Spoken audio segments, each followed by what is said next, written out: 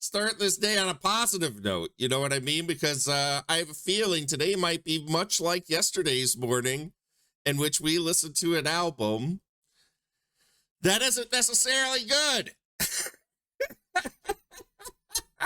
Welcome in, Cariosa, Omar, X-Pac, everybody, all lurkers, everybody. Deja vu from yesterday, and Omar immediately comes out of the gate. Can't wait to see Doc reading up on this album. And that's true, because I did read up on this album yesterday off stream as I was preparing for what we were going to do today.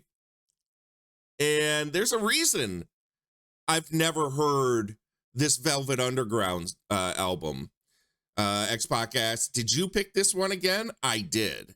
This pick today that we're going to be doing is purely off of a stream that we did that a lot of you probably didn't see. It's up on the YouTube channel if you want to go over there and check it out.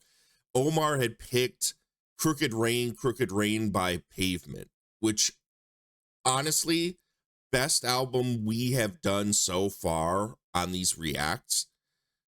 Crooked Rain, Pavement, top shelf, high recommend. Extreme high recommend. I've listened to it so much since we did that. We did that react. And through our conversation, we went down the path of the Velvet Underground, which I think Pavement really owes a lot to. I think a lot of alternative music in general owes a lot to the Velvet Underground. Cariosa says, morning, I instantly had to run to the bathroom, stomach in shambles. That sucks. I'm sorry. And when we went over to Apple Music to check out the Velvet Underground, as we were just going through, I was trying to remember an album, and we went to the albums, and I was like, wait. There's an album I've never heard of on here. What the fuck is this?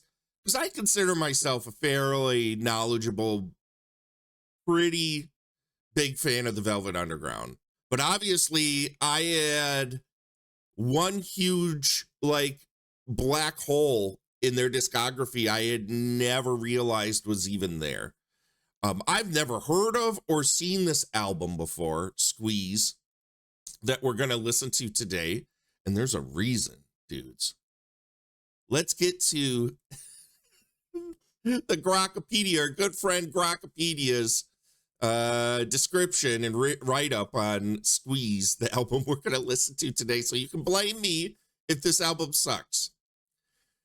Squeeze is the fifth studio album by American rock band The Velvet Underground, released in February 1973 by Polydor Records. Recorded in late 1972 in London, it marks the band's final release under its name and features only bass Doug Yule from the lineup that recorded the group's previous albums, following the departures of Lou Reed in 1970 and Sterling Morrison in 1971. Oh my God. Grocky, my friend. Oh, Jesus fucking Christ. The album consists of 11 original songs written, performed, and produced primarily by Yule, with session drummer Ian Pace contributing to several tracks. Despite its attribution to the Velvet Underground, Squeeze is widely regarded as a de facto solo project by Yule, who handled lead vocals, guitars, bass, piano, and synthesizer. Amid the, oh my fucking God. Stupid fucking drive. Is that what we're going to be today? I have a drive that's starting to fail on my computer. Okay, let's read that again. Yule, who handled lead vocals, guitars, bass, piano, and synthesizer amid the band's dissolution. The recording stemmed from Yule's contractual obligations to Polydor after the group's 1972 European tour, during which temporary members Billy Yule on drums and Walter Powers on bass had joined, but only Doug Yule remained for the sessions. Tracks such as Little Jack, Crash, and Caroline showcase a shift toward lighter pop rock influences diverging from the experimental and gritty sound of the band's earlier work with Reed. This does not bode well. People. Upon release, Squeeze received mixed to negative reviews for its perceived lack of the Velvet Underground's signature intensity and was widely overlooked, achieving no chart success and going out of print shortly after. It was not reissued on CD until 2012 and has received limited vinyl reissues, cementing its status as a footnote in the band's discography. Over time, the album has garnered some reevaluation amongst fans for Yule's melodic songwriting, though it remains the least celebrated entry in the Velvet Underground's catalog. And having said that, Cariosa, I didn't even put 2 and 2 together that Grokpedia has something to do with Grok. And now I feel fucking terrible. Now I feel like I'm never using this piece of shit ever again. Thank you for pointing that out to me. I don't know why dots didn't connect there. Grokpedia is not our friend. God fucking damn it. Anyways, so we're going to listen to an album labeled The Velvet Underground that has nothing to do with the Velvet Underground, or other than the bass player contractually was obligated to release one last Velvet Underground album. Oh, that does not bode well, folks. I would love to know in chat, how familiar are you with the Velvet Underground? If you're a big fan, I want to hear what it is about the Velvet Underground you dig. If you haven't, if this is the first time you've ever heard the Velvet Underground, I implore you to know after that write-up that this isn't going to be indicative of what the rest of the discography holds, because if you're not familiar with like Lou Reed and the rest of his extensive, and I mean extensive discography, you will have no point of reference coming into today other than knowing that Velvet Underground was one of the most pivotal, like, alt noise, folk rock bands of all time, spawned an entire generation of noise rock artists and shoegaze and alternative rock.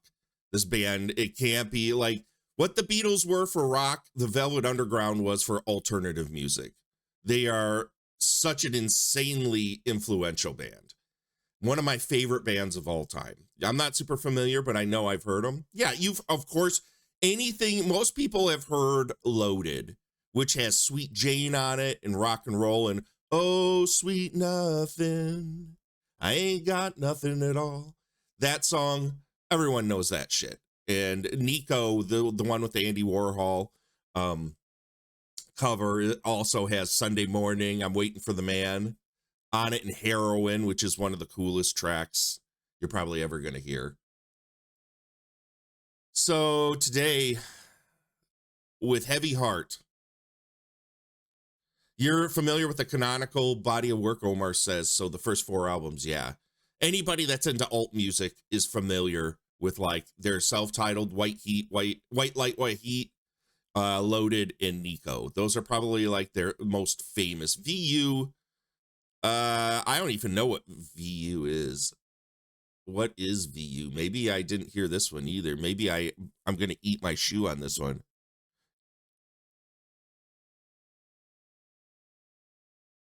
Recorded between Velvet Underground and Loaded, the music on VU represents the band's softer, sweeter side. Oh, Lou Reed is on this. I'm pretty sure I've heard this before. It was just an album, a collection of stuff that they had sitting around. Okay, so are you guys ready to listen to a non-Velvet Underground album? Unreleased stuff? Yeah, I'm pretty sure I heard VU before. Let's start off. This is 11 songs, 33 minutes. So hopefully this flies by. The longest track looks to be the final track, which is 5 minutes and 44 seconds, but the majority of the album barely crests 3 minutes on each song. So if it's bad, hopefully it goes by fast, but I'm going to cross my fingers that we find something good today out of this, because I've read other write-ups that this is pretty much considered like one of the worst albums put together, which is disheartening to me. I was very excited walking into today, being such a big Velvet Underground supporter. I love it. So Little Jack, let's listen to this.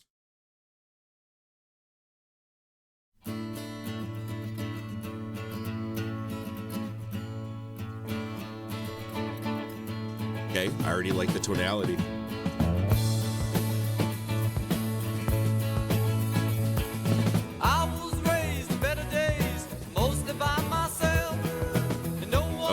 Took the time, or was inclined to help. Mother dear, she was never near. She left me to the street. A little boy was not too tall, with dirty hands and feet. Little old Jack, you best stay back. Susie, keep away. Though my life was lily white, it's all I heard them say. Hey, hey. This is not bad at all. It does have a hint of the Velvet Underground in the way that this is being recorded, with some of the vocals being kind of in the background as more of an instrument and texture, along with the acoustic guitars. That guitar sound coming in evokes the Velvet Underground from what I'm familiar with. This is a little poppier for sure, but so far this track isn't bothering me at all. It feels very of its time. Very of its time. It's definitely, you know, that 60s, 70s kind of feel to it, right?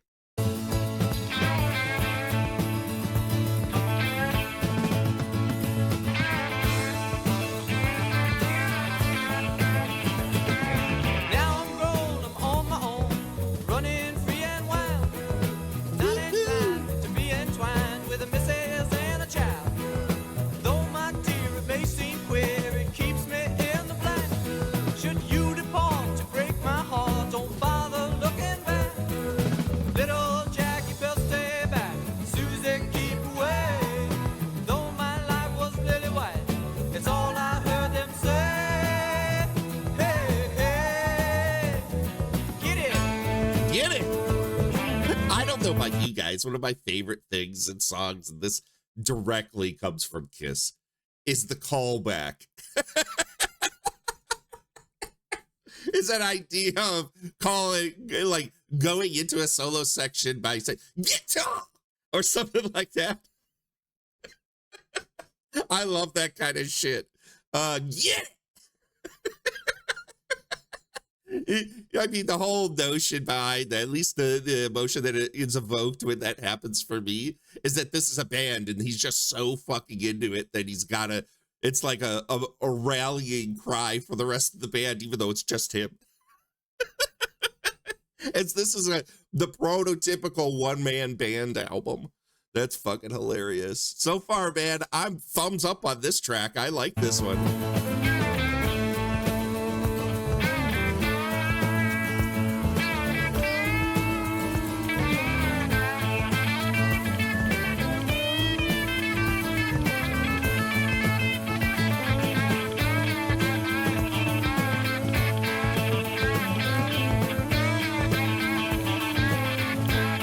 It's a lot tighter than a lot of the Velvet Underground stuff.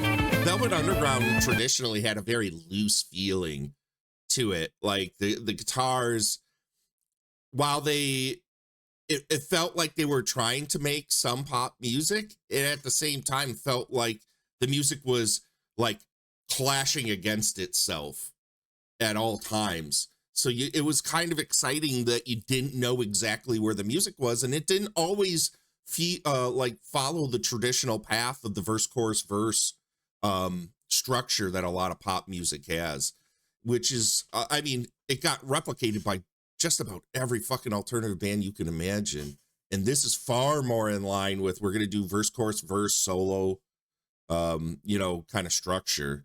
So I get where people, at least on this first track, where people are like, oh, this is just a pop tune. I don't know, man. This sounds like Velvet Underground to me, just a little more sanitized.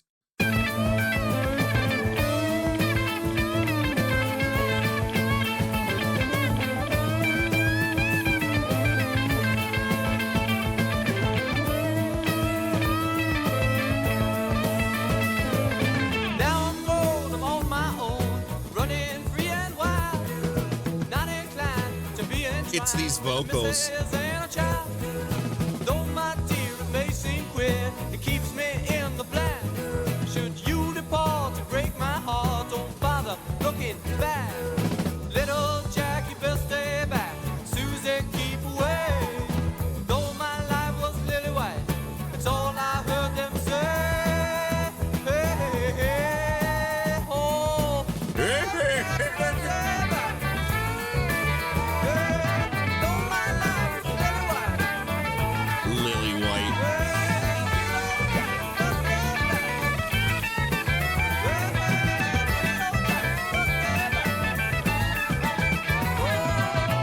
Wonder why Apple Music's not scrolling for me. Hey man, for a straight up pop tune, I got no beef with that. That was a nice little tune. I will listen to that again.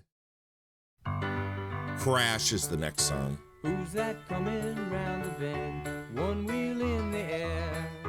Helmet, goggles, gloves, and boots. Flies from here to there.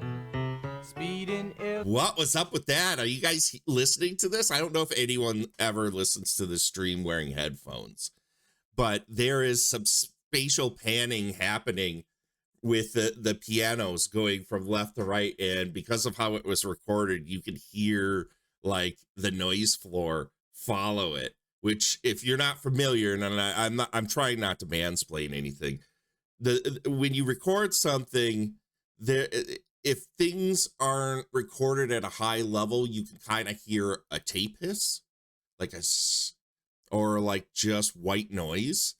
And that's usually considered like the noise floor of just like, you usually want to record your stuff above that, because if you don't, or try it and like get your signal to be above that, so it's not present, you want that buried. But this was recorded probably so softly, you can absolutely hear the noise floor on this. Anyways, when he's panning that from back, you can't wear head. Oh, really? I feel you on that one.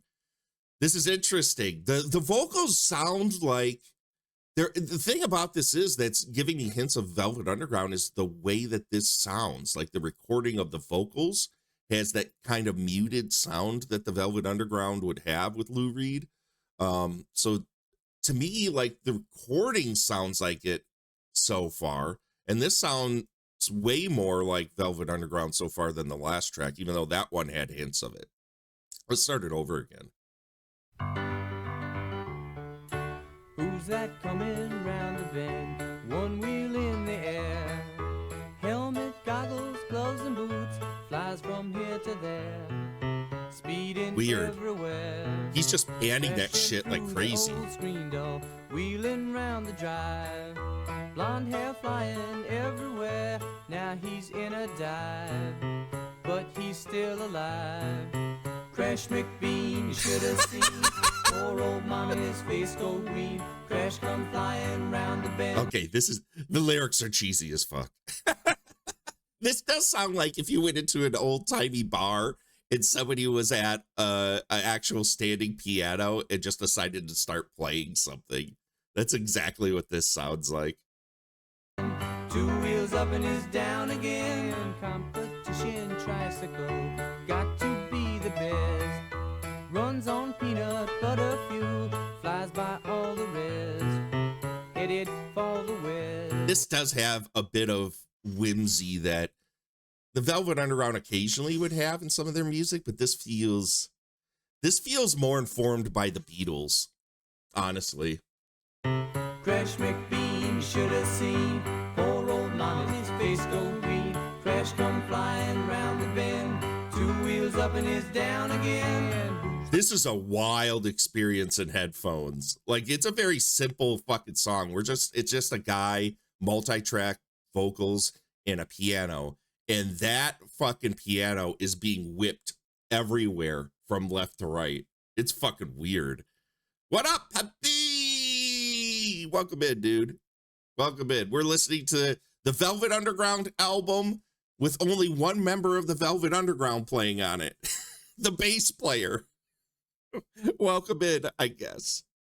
That coming round the bend, one wheel in the air. Helmet, goggles, beautiful so far. Speeding everywhere.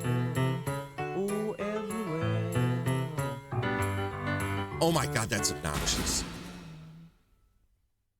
That panning was so fucking obnoxious.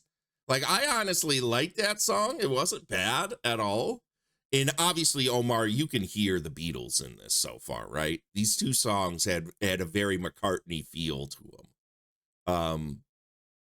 I want to like that, but that panning was just fucking like obnoxious. Just so obnoxious. The entire time it's just going, whoop, whoop, whoop, whoop, whoop, whoop, whoop. What the fuck was that? Okay, track 3, Caroline. Running to and fro, got her hair in a braid, always in a terrible fuss. Telling everybody of the friends that she's made, pushing on the crosstown bus. Always got a dime for the record machine, never lets the music die.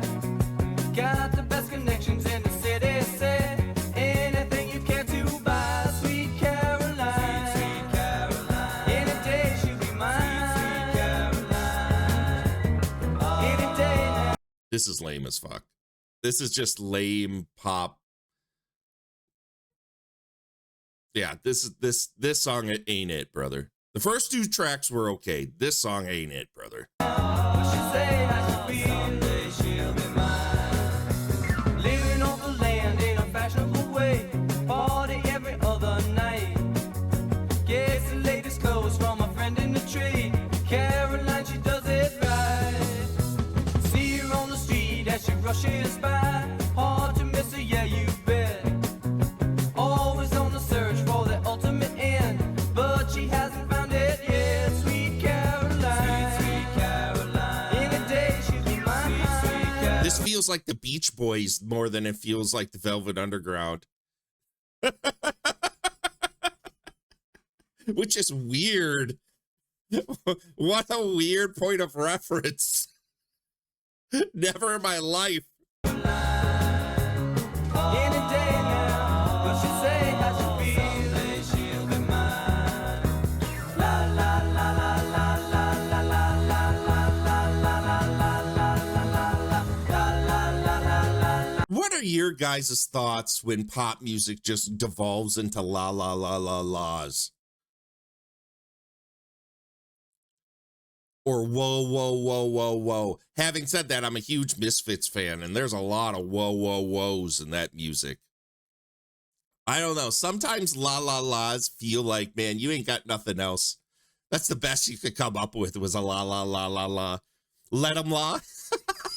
Sometimes I actually like it when it's used kind of whimsical. Here, it just feels like, man, this is a pop dude. What else we got?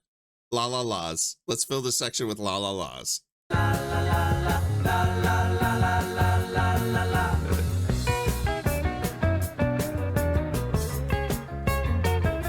really like how this album sounds.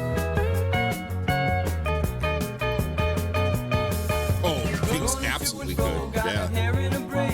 Always in a terrible fuss. Telling everybody of the friends that she's made, pushing on the crosstown bus. Always got a dime for the record machine, never lets the music die. Got the best connections in the city, said anything you care to buy. Sweet Caroline, sweet Caroline, any day she'll be mine. Oh, absolutely, Omar. Well, especially simple phrases repeated over and over again get caught in the listener's imagination more than complex, like long-winded lyrical passages, right? So it's easy to see why they would go that way. Jingles, absolutely. What is something that's so simple that'll get caught in whoever's listening to its, ear hole? Any day now, what she say I should be, someday she'll be mine. Sweet Caroline, sweet Caroline, sweet Caroline, sweet Caroline.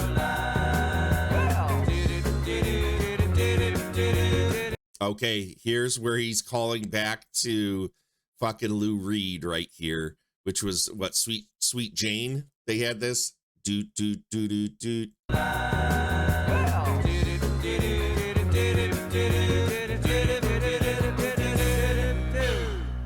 The la-las are the do-do-doos. That was not it, brother. That's the first track so far that I was kind of like, a throwaway Beach Boys tune. I'm going to give Crash a star. I kind of liked that tune.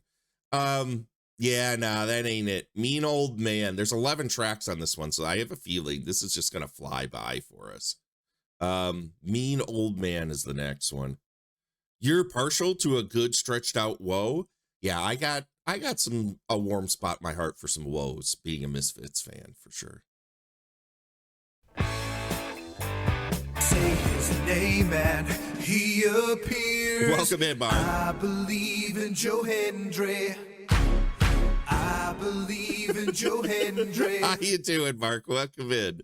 I don't know, Mark, if you're a fan of the Velvet Underground, but today we're listening to a Velvet Underground album, their last album, supposedly, written and produced and recorded almost entirely by the bass player, with no inclusion of Lou Reed. Oh, it's okay, Mark. No worries. We can always start it and start it over again. Or stop it and start it over again. I'm sorry.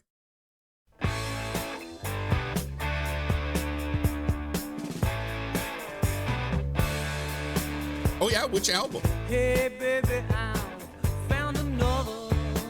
Don't you like it? Well, speak to your mother. Hey, crawling now, I crying. Step aside. Boy, maybe you guys aren't hearing this, but man, is that kick drum, which literally sounds like someone hitting a wet fucking like cardboard box, is so present. Holy shit, in headphones, that kick drum is right there. Mother, hey, crawling now, I crying. Step aside because, baby, I'm blind. I'm mean and a right to shoot. Strap on my gun, There's ooze. whip on my boot. All that other well, it's just for the loot. Cause I'm a mean, mean old man. Well, I'm a mean old man. Oh, little girl, spent your life on the dread. Found yourself in I know this is kind of come off dismissive, but I'm going to say it anyway. This is giving me fucking Rocky Horror Picture Show vibes. And I love Rocky Horror Picture Show. But imagine, like, this is just, this is turned into just very bland kind of radio pop rock stuff. There's nothing interesting about this at all. And I think some of it has to do with the female background vocals a little bit, give it that flavor. dread. Found yourself in a cute little mess. Boys come, yeah, then they go. Still Loaded, something that awesome I album, think you Mark. should know, It is campy. because I'm mean and a right to shoot. Strap on my gun and pull on my boots. All them other well, it's just for the loot. Cause I'm a mean old man. Well, mean old man. Oh.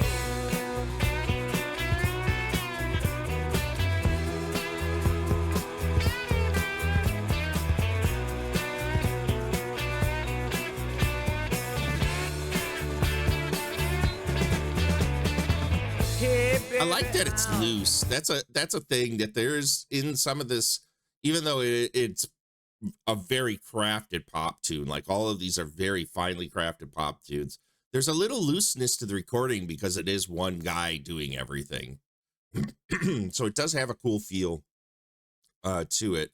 But yeah, it is kind of campy and it is kind of bland. It's very familiar. But it's not unenjoyable. It's definitely like I could listen to this. found another. Don't you like it? Well, That kick drum is speak to your obnoxious, mother. Ain't calling now, and I ain't crying. been this way now for some long time because I'm mean and I ride the shoe. Strap on my gun, yeah, whip on my boot. All them all the way, it's just for the loot. Cause I'm a mean, mean old man. Yeah, I'm a mean, mean old man. Well, yeah, I'm a mean, mean old man. Say, mean old man. I showed you that mean old man. Oh, there's a woo at the end. Oh, get down. Well, get down. I think you got something there, Poppy. I really do think that it's like, so far this album feels like a mixture of, he had a deep admiration for Paul McCartney, the Kinks, the Beach Boys, and still has a little bit of that Velvet Underground in him. Little Stones, that one in particular had a little bit more of a Stones feel, right? It definitely, I would agree completely. That definitely had a Stones feel to it. In the looseness of it's kind of like blues rock feel, right? That one in particular absolutely did. So this is like somebody, I don't want to say aping because that sounds dismissive.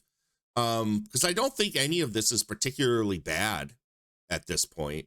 It's just kind of generic in general. Like I don't know if I would grab this to put it on, but if any of this came up on shuffle, I wouldn't be upset. Caroline, I wasn't so into that tune. That kind of seemed a little lame. Mean Old Man wasn't awful though. I don't know if I would give it a star though. But the more, now that you said the Stones, I totally hear the Stones in that. Abso-fucking-lutely. The next song is Dopey Joe. What a fucking title. And I don't know, I wonder why Apple Music is not scrolling the lyrics for me. Whoever programmed this was just like, you know what? Nobody gives a fuck about this album. Just post the goddamn thing. Make them scroll.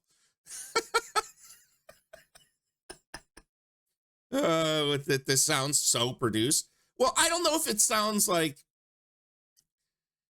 there's a difference between having a band in a studio that are sitting in a room playing together and doing like selective overdubs and multi-tracking, and then one person sitting and having to build the entire thing on their own.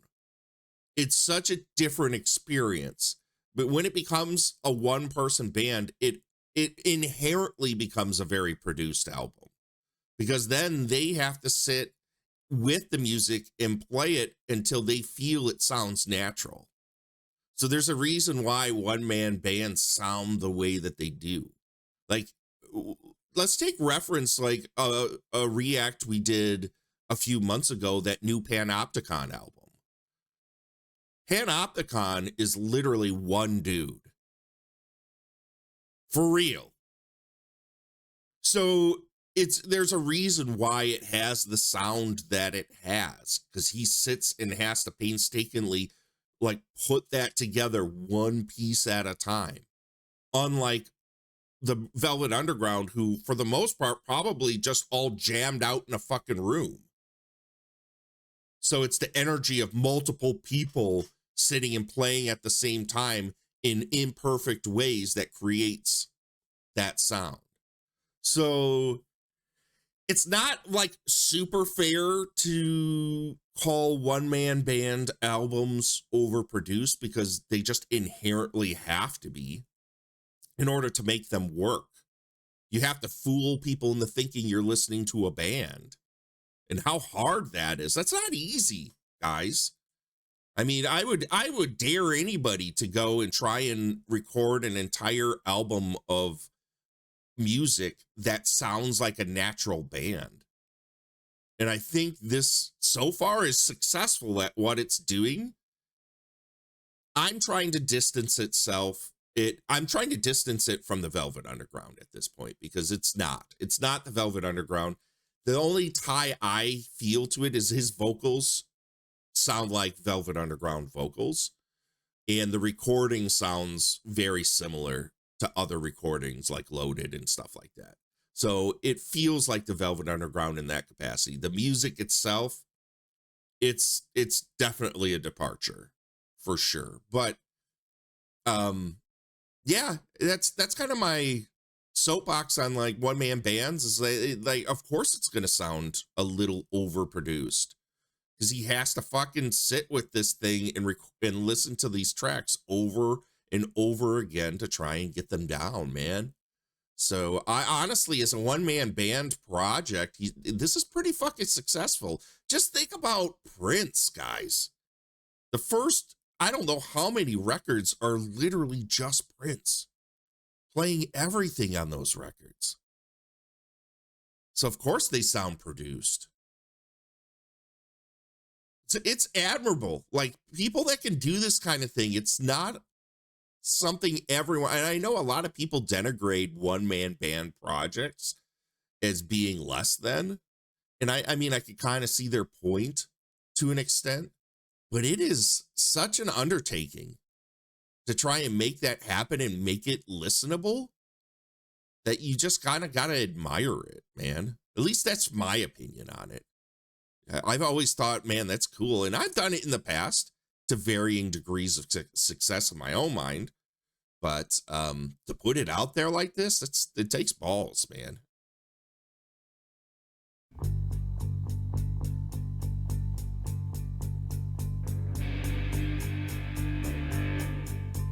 Interesting. Standing on the corner, got his hands in the air. Mind so far away. Okay, this sounds Velvet.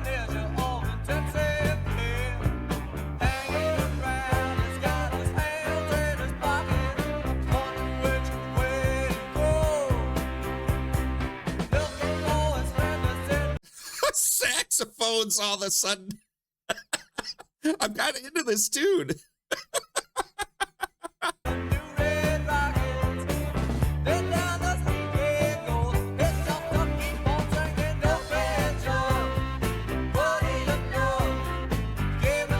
Okay, this is lame.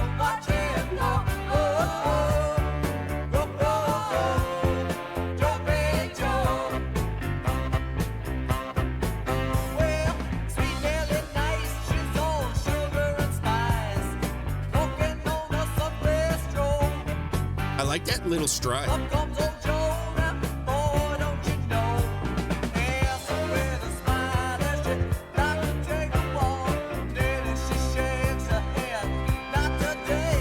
I would like you to explain yourself a little more with that one, Omar. I kind of want to, I'm kind of interested in the path you're going down. Can you explain a little bit more what you mean by maybe that's the problem? It sounds competent.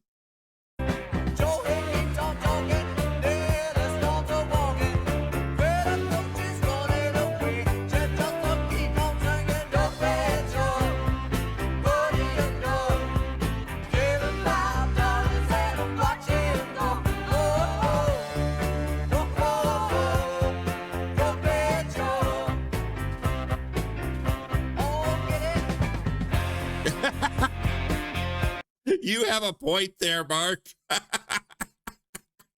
I'm trying to block that from my mind. I'm truly trying to block that experience from my mind. Let's go back. I want to hear this solo.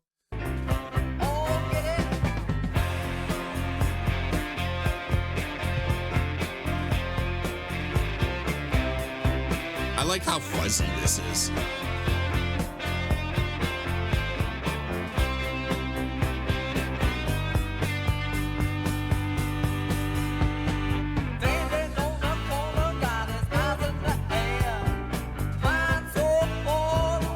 Track.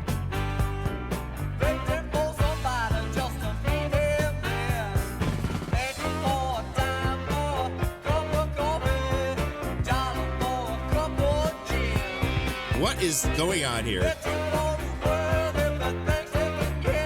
Boy, this is not Apple Music is fucking the duck right now. Look at this. It's not even close. This is kind of as the title indicates, Dopey Joe. This is kind of a dopey track, but I'm kind of into it. There's a strut here that I enjoy. I like the descending like walk of those verses and the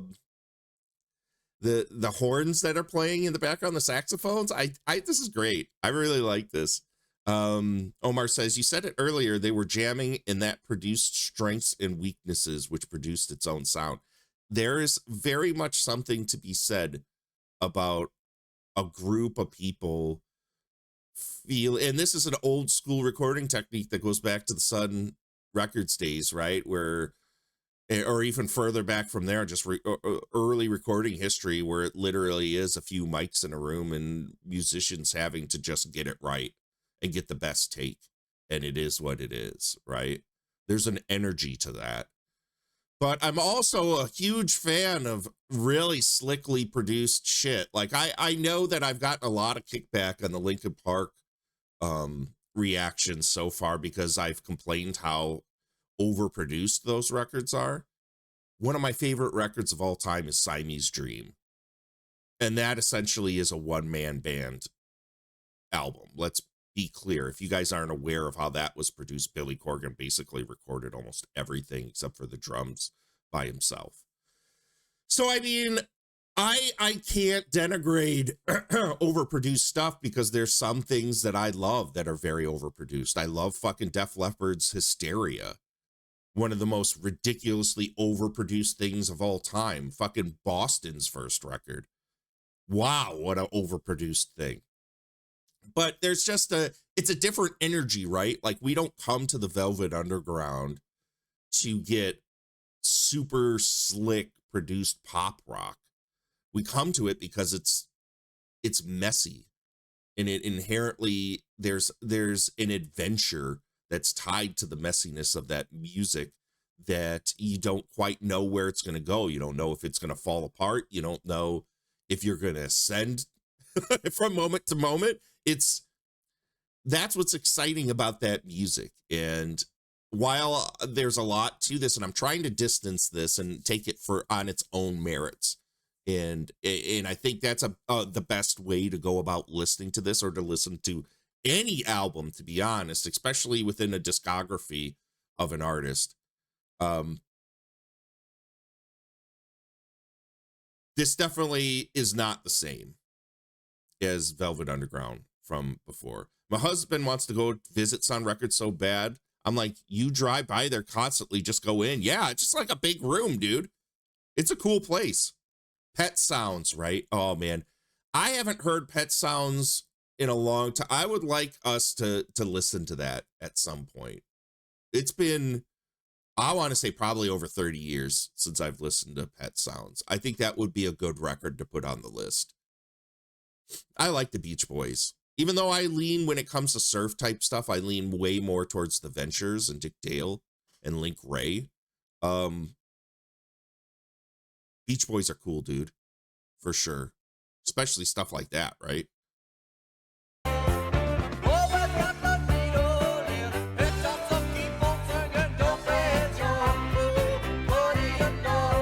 This feels like some of the, I hate to say lame because I like a lot of lame music. So after a certain point, when Kiss weren't making like their premiere albums, they made an album right before they kind of like almost essentially broke up called Unmasked, and they went more kind of like radio friendly pop on that album. This sounds like something Kiss would have produced on fucking Unmasked.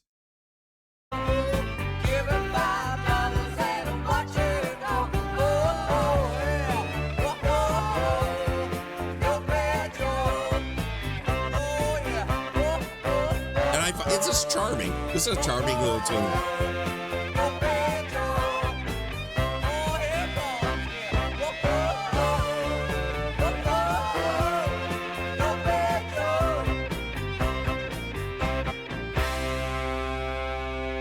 Definitely campy. Definitely campy. Okay, this one's called Wordless.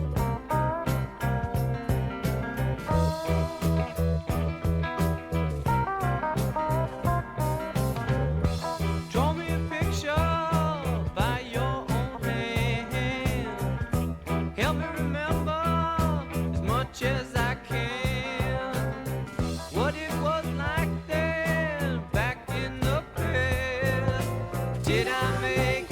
Did you hear his voice break there?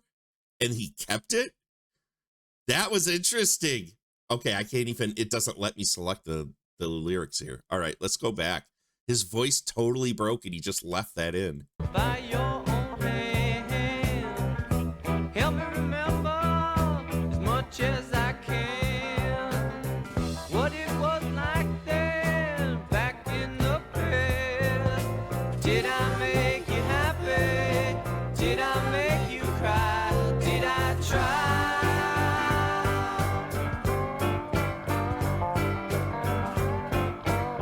This might be the best track so far. Do it in pencil so I can. He's overdriving the mic. What was unhappy in our little space? Wipe out the tears you draw. He's really trying his best to ape fucking Lou Reed in this track. Big time. Holy shit. On your face. Did I make you happy? Did I make you cry? Did I try?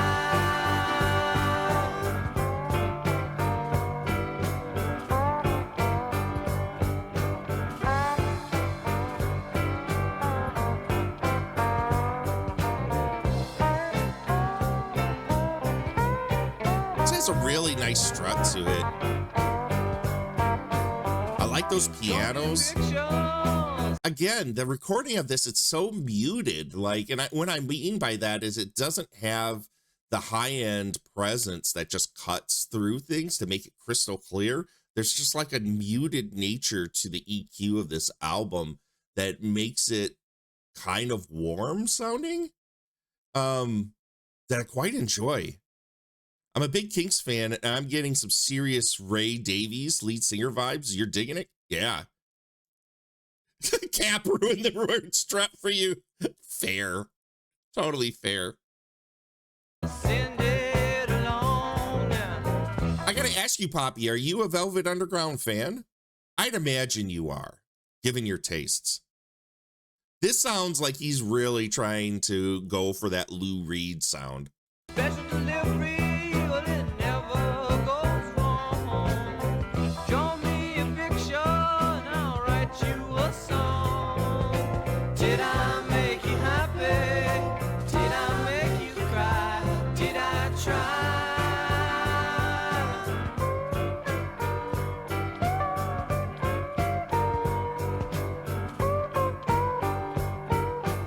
Did I make you happy?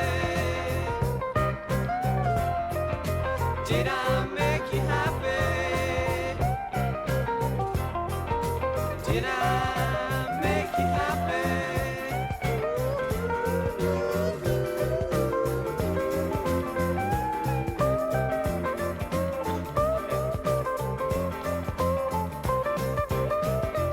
Oh, it's picking up. Double time, guys.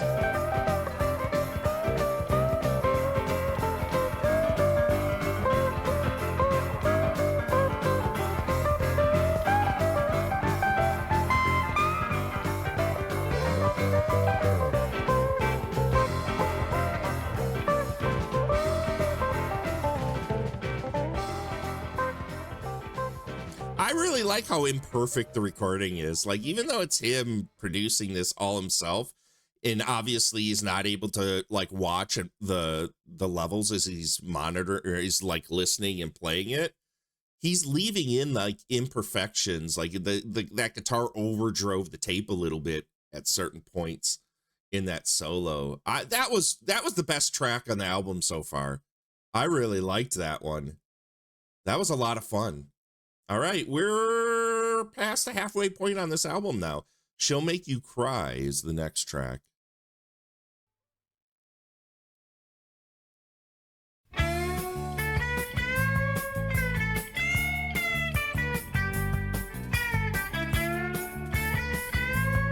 Okay, this sounds very crisp.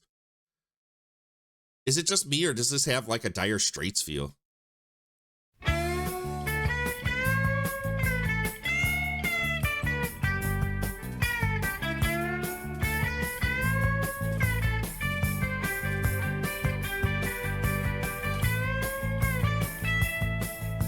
this has this is like the opposite of what I was talking about in that last song, where the EQ is a little cuttier. There's a little more high end on this. This guy can't touch Mark Knopfler. No, not even with a fucking poop covered stick. He's not bad though. He's not terrible. She's got all the right words, speaks with such finesse. She knows how to paint her face, she knows how to dress. She can turn a maybe into a yes. She'll make you cry to know why you were weak instead of shy. She'll make you cry to know why you were weak instead of shy. She'll make you cry. All right, this is kind of lame. She knows all the reasons, speaks them at her ease. She knows how to instigate and how to appease. She can turn a no into a please. She'll make you cry to know why. Yeah, this is kind of just like blah pop rock. I don't even think there's really any hooks to this. All of it just kind of feels one note and it's just kind of melding into itself. There's nothing very distinctive about this at all. You were weak instead of shy. She'll make you cry to know why. You were weak instead of shy. She'll make you cry.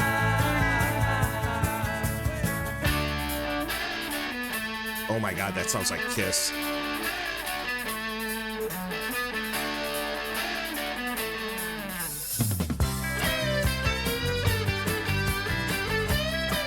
The more I hear of this, the more I hear Kiss Unmasked. Like that little guitar line sounded so fucking Paul Stanley.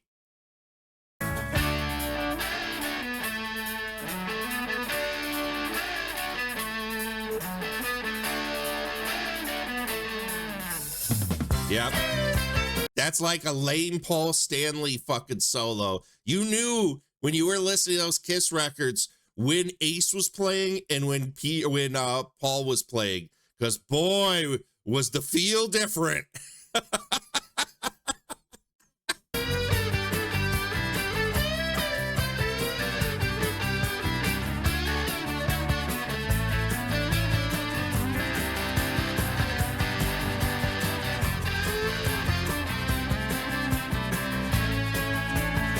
Well, she'll make you cry. Oh, that kind of farted out at the end there, didn't it? Well,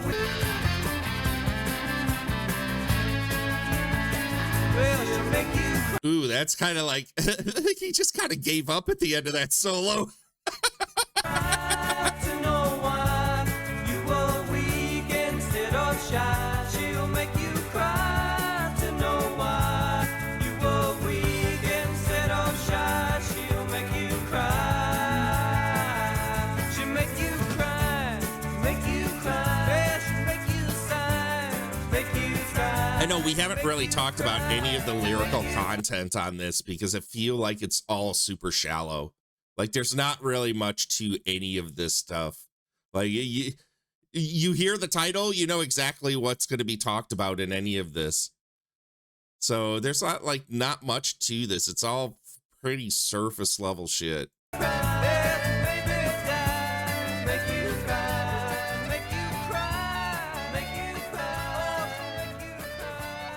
She's a heartbreaker, boys. Yeah, not the best track on the album. That might take my vote for my least favorite track so far.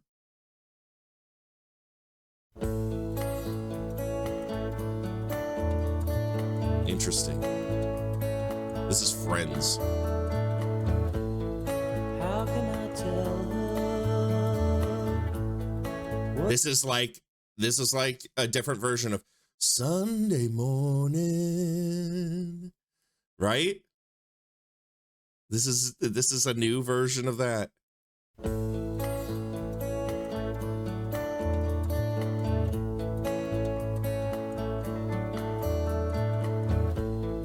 How can I I say? Ooh. We've been friends for so long, never knew it could go wrong. Interesting chordal progression. I want to hear that again. That was different. How can I tell her? What can I say? Wow. We've been friends for so long, never knew it could go wrong. How it dips to a minor key and then goes back to the major key is very interesting there. That's not a traditional, like when I sat, I think over the course of this album, I've kind of started to expect normality, like melodies and hooks that you're familiar with. You can predict where they're going to go. There hasn't been anything that's really come out of left field other than that second track where he whip panned the fucking piano all over the place. That's the first instance where he's like taking turns with the chordal progressions in ways that I was not expecting. No, I agree, Omar. Though Velvet Underground shouldn't be ordinary. That's why this has got my interest right now. When I look at her, words just won't come. Though I tried to write them, found I couldn't recite them. And the dawn comes running to my room, and the time for telling's coming soon. Wow, that, I don't know if you guys, I like the melody that's going on here. This is a really, so far, I really like this track.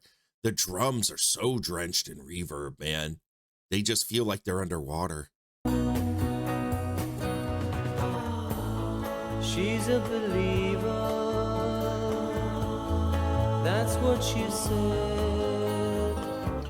When I look in her eyes, all I see is goodbye. I like this song.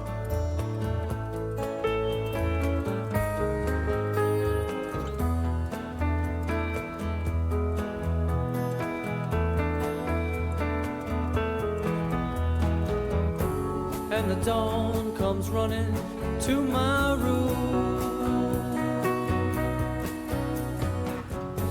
and the time for telling's coming soon. How can I tell her?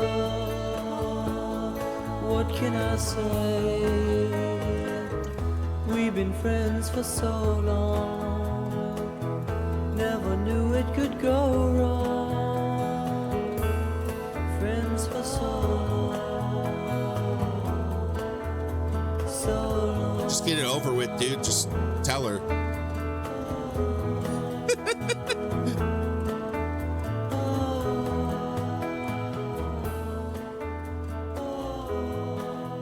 It's an enjoyable little pop tune. That's not bad.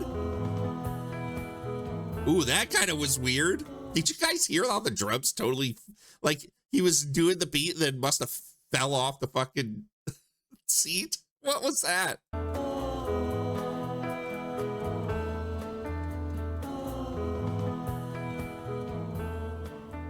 Oh no, that was a nice little fill. The first time I heard it, I'm like, what the fuck was that? All right, the last two tracks have been actually kind of good. Or not, She'll Make You Cry. We got 3 songs left, guys. We're almost there. Send No Letter is the next one. This album's been a lot more enjoyable than I thought. Than I thought we were going to get. We're going to start that over because I trampled over top of it. This album's been a lot better than I thought it was going to be, honestly. Is it as good as the rest of the Velvet Underground? No. In comparison to the rest of those albums, yeah, of course, this is like the worst one. And saying the worst one doesn't necessarily mean that it's bad. It's just, it's different. It's definitely not the same.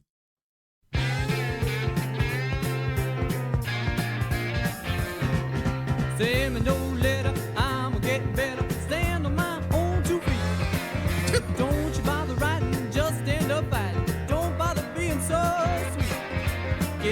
car, I gave you my house, and then you go and you throw me out. Send me no letter, I'm a getting better. Okay, this is late as fuck. Send me no letter, I'm a getting better. See some other finder. Send me no letter. He does not have a gritty blues voice, so this comes off like that kind of slackerish, lazy alt rock delivery that works with other tracks does not work here at all. The vocals, like the music is fine, the vocals just ain't it, brother. I'm a getting better. Broken hearts are mending ways. But what you did to me, you made me so gloomy. Well, I'm a getting over it fast. I thought that you were the girl of my life.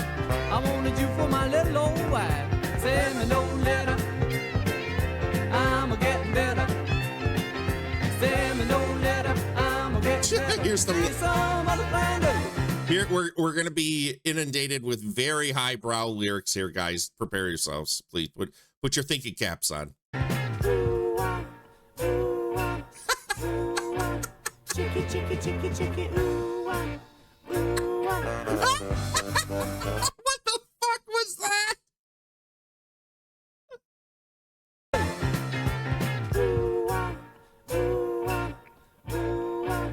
Chicky, chicky, chicky, chicky, ooh, ah, ooh, ah. This is what I was talking about before, where some of this sounds like fucking Rocky Horror Picture Show. That section, just listen to it again. I'm sorry if you guys are pissed that I'm doing this, but listen to this again.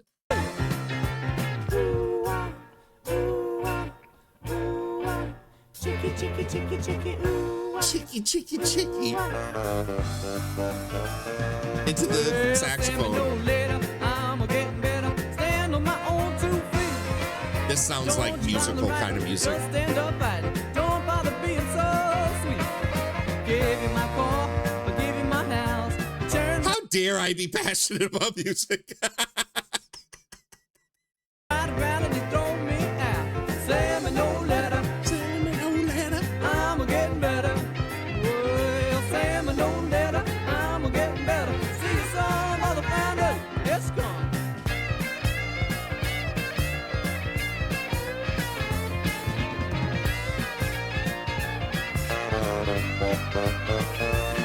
Well, send me no That tenor saxophone, man, just farting its way through that.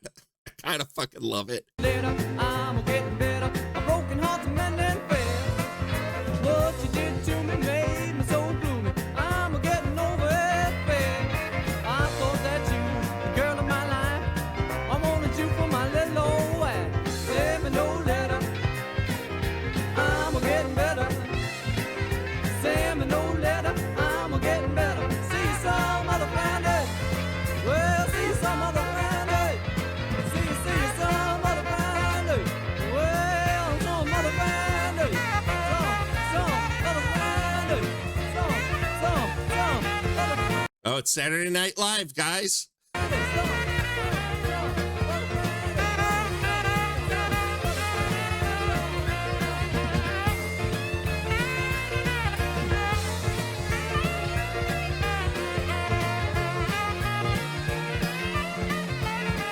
The dueling guitar solos in either ear. This section might be one of the more Velvet Underground sounding sections in this album. Just the cacophony of sound right now. You got a lurk? Okay, sounds good, Mark. I hope work goes well for you, brother. Just listen to the cacophony going on with these dueling guitar solos and then the saxophone in the front.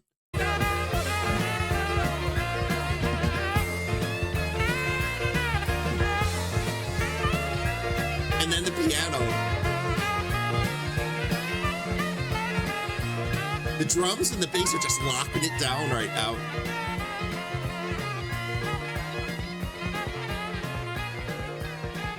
Listen to that fucking shitty kick drum. All of a sudden he pots up the fucking kick drum and it sounds like just somebody beating a fucking cardboard box.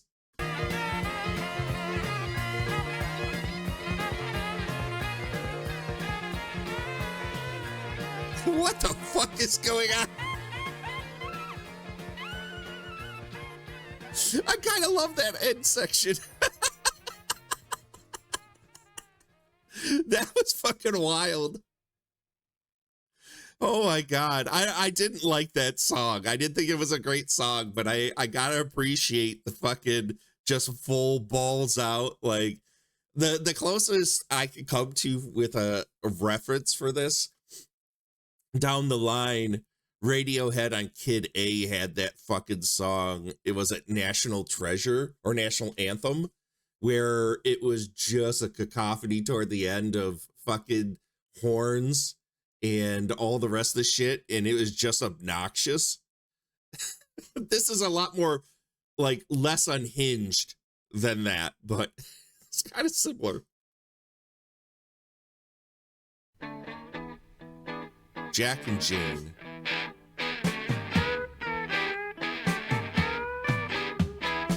Jack and Jane, well, they were quite insane. But did you think that I really care? Okay, I kind of like that guitar in the right channel that just is so overdriven, but so low in the mix. What a weird choice.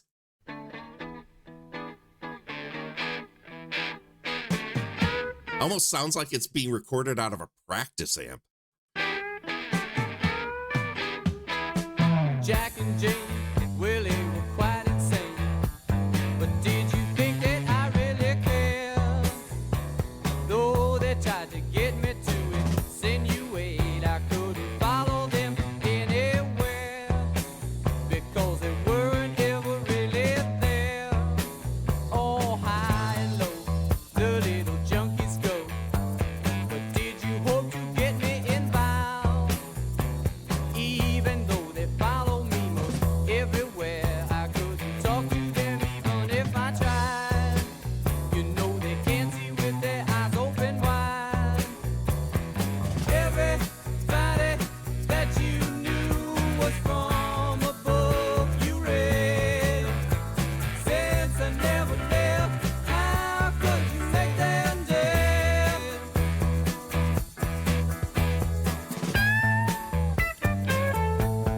I dig this tune. Oh, get it. Oh, get it. He did it again.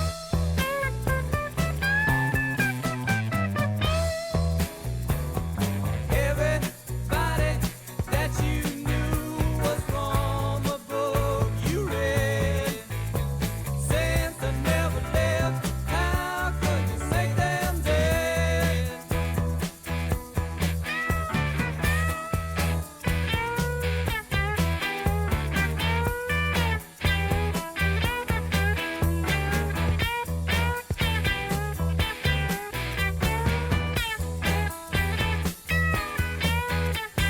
So it goes, I'm right behind my nose. I follow it wherever it leads.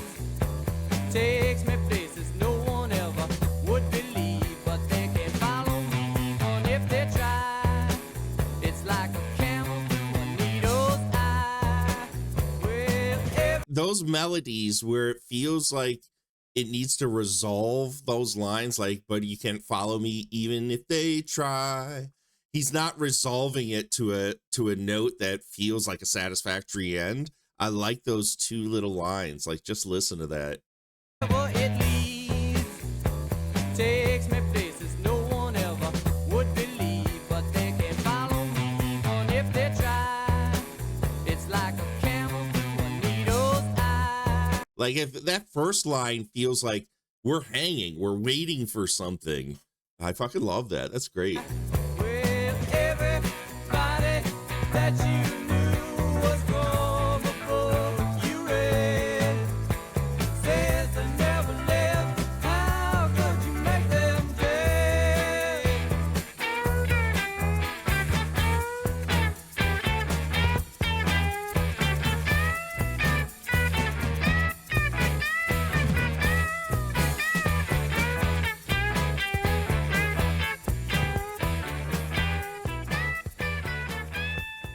I mean, let's be fair, Omar. When you say at least Friends didn't pretend to be the Velvet Underground, let's be fair. He's part of the Velvet Underground sound. So there's gonna be some of that there. Was he one of the primary, like, songwriters of that stuff? No. But there's definitely a Velvet Underground feel to some of this. In the sound, the recording absolutely sounds like a Velvet Underground record, even though the music is far more refined in a way that it's just more, has more of a pop sensibility to it. That one sounded like a fucking Velvet Underground tune, again, put through the prism of we're gonna make pop radio shit. I kind of liked that tune. I liked the vocal melodies in that tune. I think it had more of a Lou Reed sensibility to it. Kind of like a rambly, talky, kind of half singing type style to it. I kind of liked that song.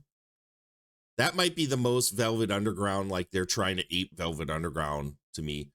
All this nervousness I had this morning waiting on the drywall guys, and they were in and out in 10 minutes. That's usually how it goes, isn't it? All right, we're on the last track, Louise. And guys, I would love to hear your guys' rating for this record after we're all done. I'd love to hear what you guys thought of this, honestly. I'll save I think you guys kind of know where I'm at with this record so far, but I'll save it for when we're done with Louise, which is the epic of the album, 5 minutes and 44 seconds. Let's go, boys.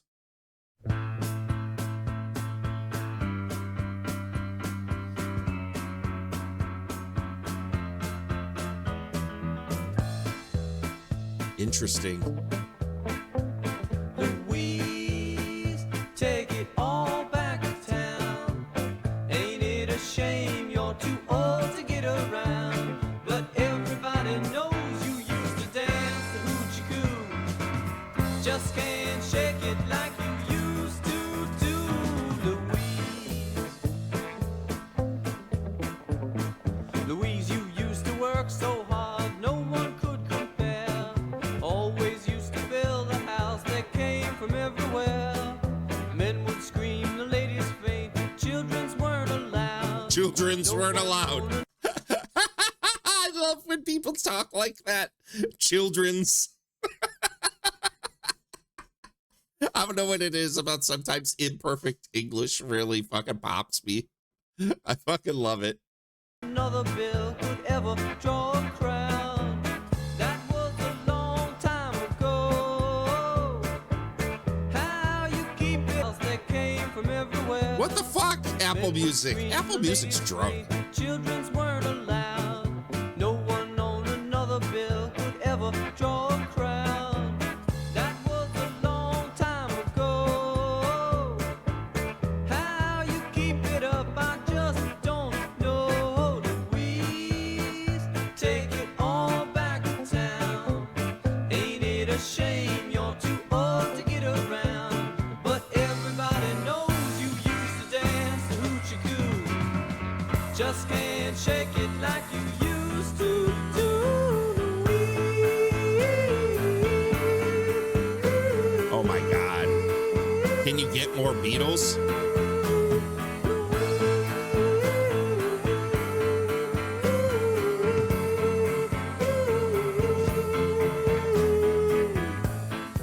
Man, I was digging it up until that point. Younger girls keep coming up, anxious for a chance. They've all been to college, got degrees in modern dance. Things keep getting rougher. That was now, rough. Where they once were slick. Old routines are getting tired, tassels just don't stick. That was a long time ago. I like this oompa shit that's going on. How you keep it up, I just don't know, Louise. Take it all back to town. Ain't it a shame you're too old to get around? But everybody knows you used to dance the hoochie coo. Just can't shake it like you used to do. Yeah, I don't dig that. It's it's like he's trying to do She's So Heavy, but not nailing it at all.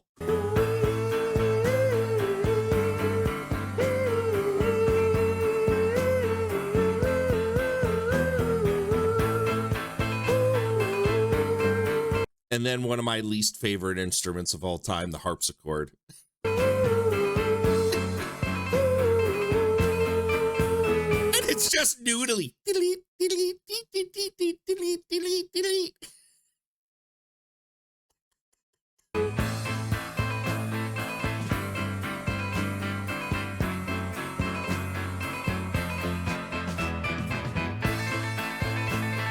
Oh, I like this. Oh, this is a mess, dude.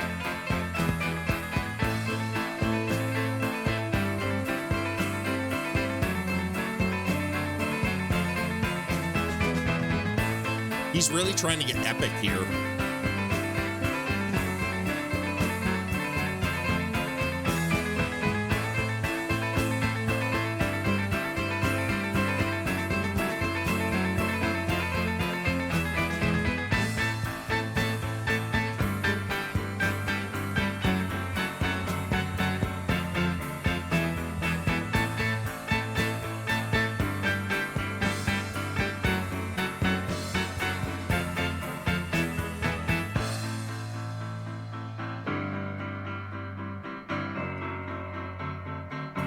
I like that dropout. That, the epic middle keyboard section, wasn't it, brother?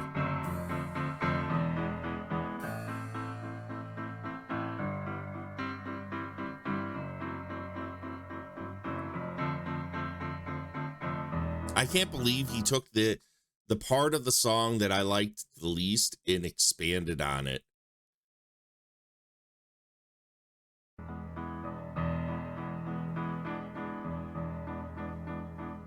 We're getting even slower now.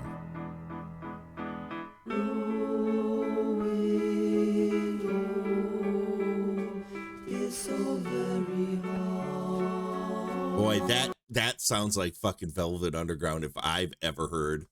Those vocals, man. My God, is he trying to be Lou Reed right now? Holy shit. It's so very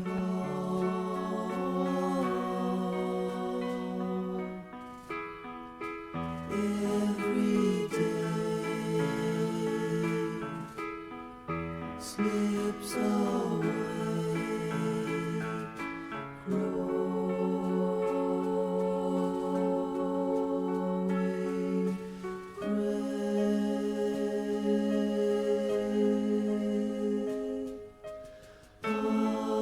I mean, those are really beautiful vocal harmonies. Like, it's really cool.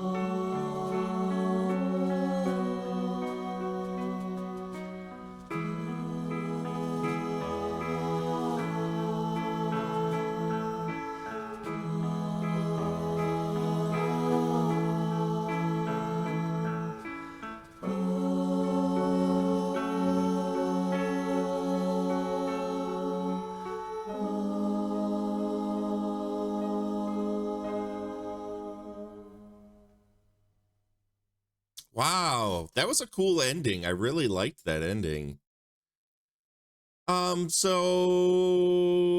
Squeeze, what are our thoughts, guys? Like, if I gotta say, I liked more than I didn't like on this album. 1, 2, 3, 4, 5, 6 of 11 tracks. That's not bad, dudes. That's not bad. Louise, I'm really conflicted with because it's just like, there was a bunch of that I really liked. I loved that ending. Oh, that ending was beautiful. In the Oompa Loompa kind of like Piano Man vibe of the some of my favorite shit on this album is when he's not trying to be the Velvet Underground.